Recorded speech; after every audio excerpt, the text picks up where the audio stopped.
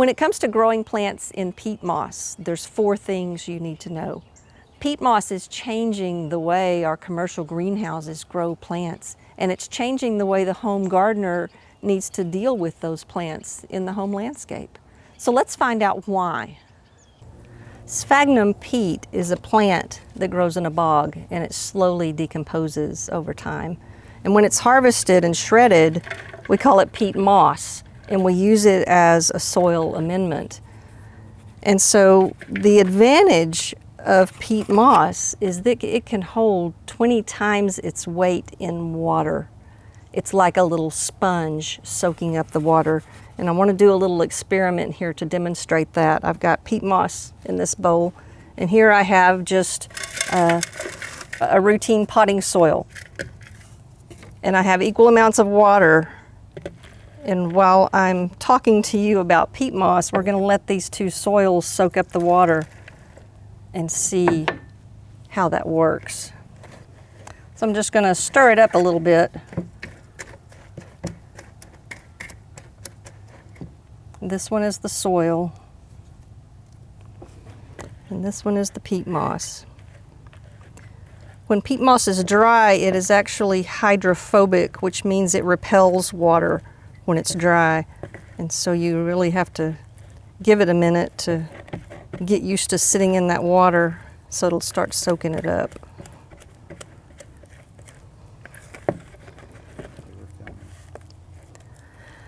The structure of peat moss is what allows the great advantage in a greenhouse situation. The particles of the peat moss soak up water like a sponge, but the structure of the peat moss allows excess water to freely drain through and out of the pot.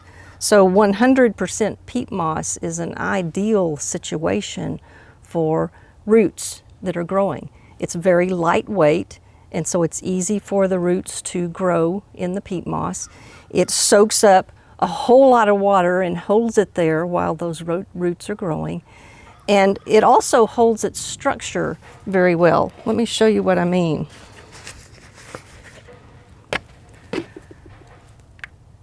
Particles of the peat moss don't fall off. Once it has this structure and once it's been watered a couple of times, it will hold this structure on its own, and it provides an ideal environment for these roots to move and grow.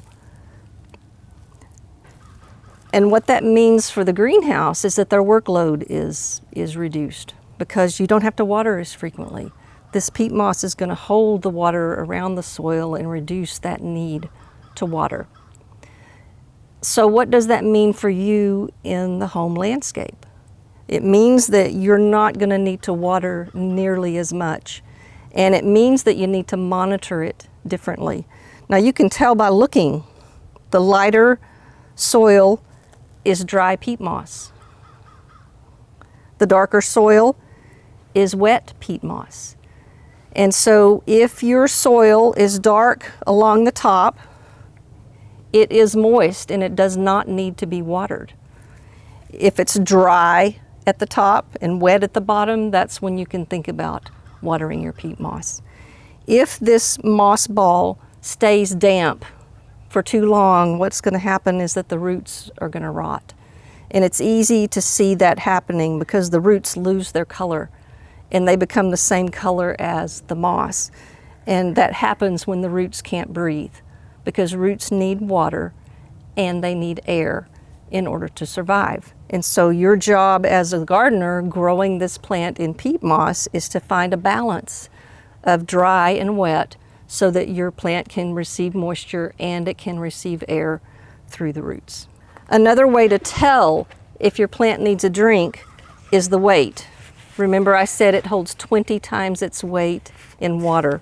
When this plant is wet and moist, it's heavy. You can feel the weight of the water. And when that water evaporates, it is very lightweight. So you can pick it up and judge the weight of it, or you can actually slip it out of the pot and look at the peat moss to determine if it needs a drink. Another important feature of peat moss is that it's sterile.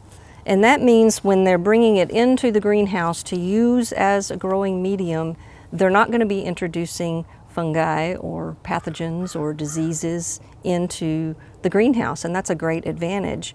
But what that also means is that there are very few nutrients. Peat moss has virtually no nutrients to support the plant. And so if we're growing this plant in 100% peat moss, that means that it's going to have fertilizer on a regular basis. And that's exactly what happens in the greenhouse. They use a foliar fertilizer that's dissolved in the water, and every time it gets watered, it gets fertilized. And what that means for you in the home landscape is that this plant is going to get no nutrients whatsoever in your landscape unless you give it to them. So it can be done with that foliar fertilizer where you dissolve it in water, or you can use a slow release fertilizer and actually mix it into the top of the soil. And with a slow release fertilizer, every time you water it, it dissolves a little bit and provides nutrients to your plant. Now remember earlier I said that the lightweight structure of the peat moss allows it to hold its shape in the pot, which makes it really easy for greenhouse workers to deal with the root ball and to water it and take care of it. But when you get it home and are ready to put it into your landscape or to bump it up into a bigger pot, this structure is going to cause a problem. And let me explain why.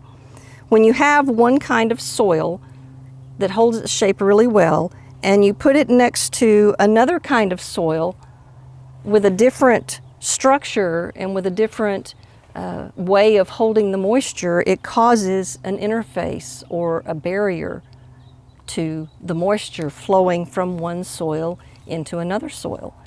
And when you're putting it into the ground with soil that's more dense, that hasn't been broken up as well, that's not as light and airy as a potting soil, it can discourage the roots from growing outside of the root ball.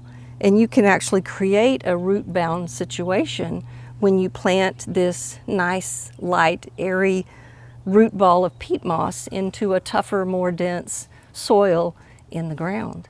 And so when you are replanting or repotting a peat moss grown plant, you need to break apart the peat moss and mix the peat moss into the soil. But you can see with this particular spongy peat moss, if I started breaking it out, I'm going to be tearing the roots apart. I'm pulling on this fairly well and I can hear the roots breaking. And you don't want to break up the roots in the root ball. So what do? I'm glad you asked. You use water and you soak your root ball for 15 to 30 minutes, definitely not longer than that. And once the peat moss is very wet and very heavy, you can actually start flaking it off. And so you flake off as much of the peat moss as you can without tearing away the roots of the plant. And you take this peat moss that you've torn away and you mix it in the soil that you're planting it in, whether it's a potting soil or whether it's soil in the ground. You mix that peat moss in and then you plant it and you lightly pack the soil around the plant. And this will interrupt that interface, that smooth connection from one soil to the next. You interrupt it and you allow the water to flow freely and you allow the roots to begin to grow out into the potting soil. So you'll want to mix your peat moss in with the soil you're going to use. And I'm actually going to break off some more just to kind of give you an idea. I'm headed down to where the roots are, but I'm trying not to break up too much of the roots. But I also want to take some out of the bottom. Now where you do break the roots, particularly where it's a little bit root bound at the bottom, when you break a root, you actually stimulate a rooting hormone that causes that root to begin growing again. And once you break through the root on the outside, you can break away some of the peat moss on the inside. And you want to mix that peat moss with your soil. And it's wet, so it doesn't want to mix very well, but just work it in with your fingers. Mix it in fairly well. And for this plant, I'm going to put it in a pot. And I have a pot that's a little bit bigger than the root ball. And you want it about 1 inch bigger than the root ball. And because I've hollowed out a little bit in the center, I'm making a little mound in the bottom of my pot so that it just fits right up into that. And then you just lightly add the rest of your soil. Now you don't want to pack it. It would cause that interface difficulty to be even more so if you packed it tightly. You want it to be loose and airy, just like the peat moss is loose and airy. And you want to fill it to the same level. You don't want to overfill it and have the dirt packed up against the leaves, but you also don't want to underfill it and have the crown of the plant sticking up out of the soil.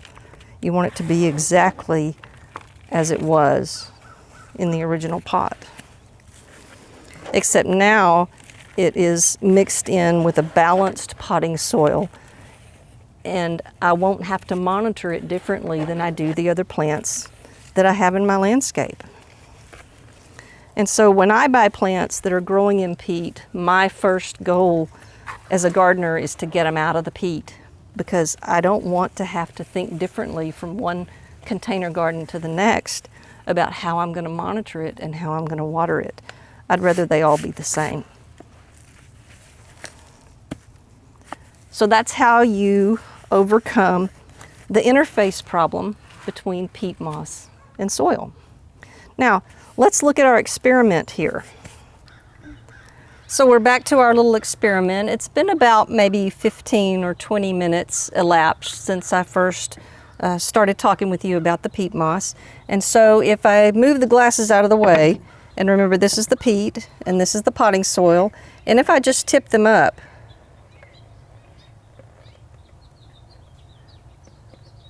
you can see that there's quite a bit more moisture left over in the container with the soil than there is with the peat. And what that means is that peat moss holds more water than potting soil does. So 2 pots sitting next to each other, one with potting soil and a plant, and one with peat moss and a plant. The peat moss is going to hold more moisture, and it's going to be wet longer than the soil. So you're going to need to water it less frequently.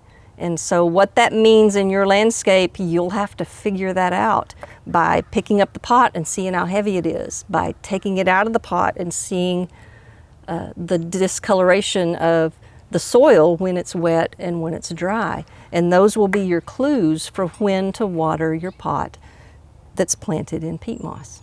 And if you don't want to have that difference in your container gardens, then do what I do and break away that peat moss and plant them in potting soil or into the ground so that the care that you give to those plants is exactly the same as the care that you give to all of your other plants.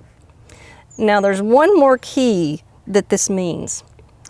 If you have plants coming out of a commercial greenhouse going into a store where maybe the workers are not quite as educated about plants and about peat moss, and if they water them frequently, if they go to Texas and it's 103 and they're watering them every day, and that's what happens, that means that the roots are going to stay wet all the time. It means they're going to rot faster. And it means that when you go into that store and pick up that plant, you need to look at the roots. Because often when I do that, the roots are already rotten. And it's not a plant I want to buy because it hasn't been watered properly in the peat moss. So that's a really important key. Here's a great example of that. I was shopping for plants the other day, which gave me the idea for this video, and you can see very clearly the difference in these two plants. One of them, the soil is dark and the roots, you can't clearly see them, they've already rotted. And the other one, the roots are are creamy white and very clear and very healthy and growing almost root bound into the bottom of the pot. And so these two plants growing in peat moss, not getting the same amount of water, you can clearly see what's happening to the roots when you allow them to sit in too much water so that they don't get air. So thanks for playing in the peat moss with me today. I hope you've learned something about the difference between potting soil and peat moss, and I hope you've learned how to take care of your plants that you're buying that are growing in 100% peat moss. Consider liking and subscribing, and if you have a question, let me know. I'll be happy to answer. And I'll see you next time on The Handcrafted Garden.